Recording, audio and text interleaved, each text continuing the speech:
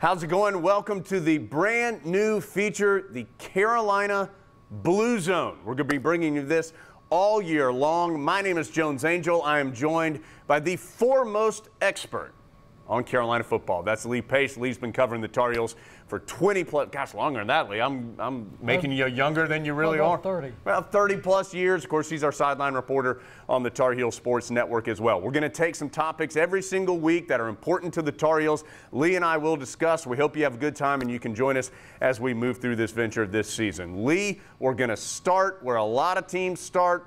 That's at the quarterback position. We know Nathan Elliott's going to be the starter for the Tar Heels. A big year coming up for Nathan. Well, and he's had a terrific camp, a good spring practice. He has taken over the role as the #1 guy on this team. He's a smart kid, came in the Pitt game, engineered a victory on the road, turn around that season at the end of the year a little bit last year. What he's really good at, Jones, is just decision making. He's got a good, accurate arm. So much of Carolina's offense is predicated on the quarterback making good decisions, either reading what he sees pre-snap and evaluating what he sees post-snap. Put the ball here, put the ball there, throw it, keep it, whatever. And that's what he's really good at. It really feels like, Lee, Nathan may not have the strongest arm in the world. He may not have the fastest 40 time in the world, but he just knows how to play. He knows how to play the position, and he really has the respect of his teammates. He doesn't have the running style of Marquise Williams. He doesn't have the arm of Mitch Trubisky, but he's got a little bit of all that. He's just kind of the consummate quarterback. Son of a coach from Texas. He knows the game, a good brain, got a good feel for it. And last spring, one of the coaches said that they thought that if Nathan wasn't the guy, then there'd be a riot on the team because he is that well respected.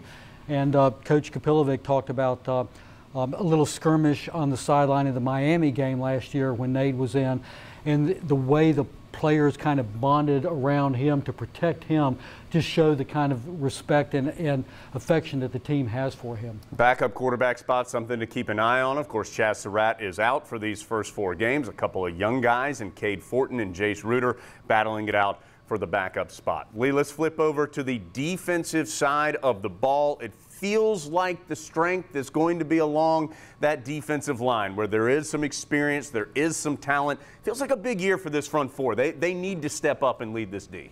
Well, Carolina has had this reputation as D-line U for many years, going back to those vaunted days of Vonnie Holliday and Greg Ellis and those kind of guys back in the 90s. And 2 deep across 4 spots on the D-line, I think is solid. Really looking forward for Malik Carney to step forward and have a breakout year. Jason Strobridge is a young player who played some last year. He's gained 20 pounds. He's moved inside. He brings the athleticism of a defensive end with the power and girth of an inside guy. So I think he's going to play really well. Several seniors, older guys, I really look forward to seeing if they can put health and good decision making and some stability, and that's Jalen Dalton, Tyler Powell, and Jeremiah Clark.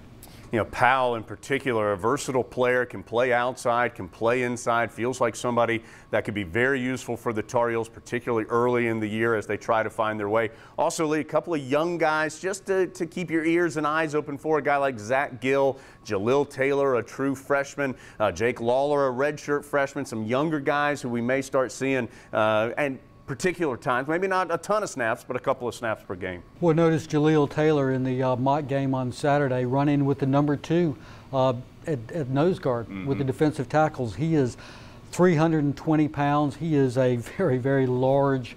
He's got a lot of girth. He's going to be a hard guy to move out of there. Of course, a true freshman, don't know how much he'll play, but he's got a lot of upside. Let's flip over now to emerging playmakers. You always need some guys you can just give the ball to and make it happen. We'll start on the offensive side. Michael Carter, a name I think that Carolina fans are familiar with. Michael had a terrific freshman year. Anthony Ratliff-Williams has had a terrific camp. Lee, those are just 2 names of guys who can take it to the house almost every single time. Several circus catches from Ant, as they call him, Ratliff-Williams, during scrimmages this year. And this is going to be the first year he has played receiver with a year under his belt. You know, last year was a totally new experience for him playing receiver.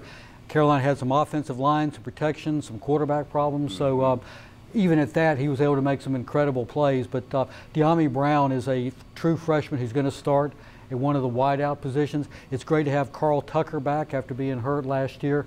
And then a couple of running backs, the Williams boys, totally unconnected, but Antonio Williams, transfer from Ohio State, and Javonte Williams, a freshman from Wallace Rose Hill. Both of them have been very impressive in fall camp. Both should play on Saturday. The old Johnson and Johnson boys of the early 90s, maybe a little Williams and Williams connection for the Tar Heels on the offensive side. Interesting, Anthony Ratliff-Williams. I heard Bug Howard have a similar statement when he played here. He said every 50-50 ball is really like an 80-20 ball that I want to go get. His hands are incredible. He has made some circus catches throughout this training camp. He has really had a breakout camp. Look forward to seeing what he can do starting this Saturday at Cal. Lee, let's flip over to the defensive side of the ball. Looking for some leaders there and some playmakers on that side. MJ Stewart, of course, who had a terrific senior year individually last year, is gone. Carolina will be looking to fill that void that MJ brought a season ago. Well, I think Miles Doran, now a junior at one of the safety spots, is going to be that leader, going to be the enforcer back there. J.K. Britt will slip in beside him. Really key for how Carolina plays cornerback this year. You know, they've got to get a couple guys who can play bump coverage, can play tight man-to-man. We're going to see how much KJ Sales has evolved. And then on the other side, Patrice Renee and CJ Cotman are the two guys over there. So some young guys we're going to see. Trey Morrison is going to start at safety. One name, Dom Ross, played a good bit at linebacker last year. He has got to step up, take on a new role. And one name at linebacker that keeps coming up is that of Jeremiah Gimmel. A young guy, a sturdy player, so we're going to see how much he fits into the game plan, particularly on special teams early. Yeah, it should be a nice mix of some experience, particularly up front, as we talked about, and then some young, exciting guys in the back end for this Tar Heel defense. All right, we look forward to being with you all year long here on the Carolina Blue Zone. Hopefully we have a ton of great stuff to talk about. I'm Jones Angel. He's Lee Pace. We'll see you next time.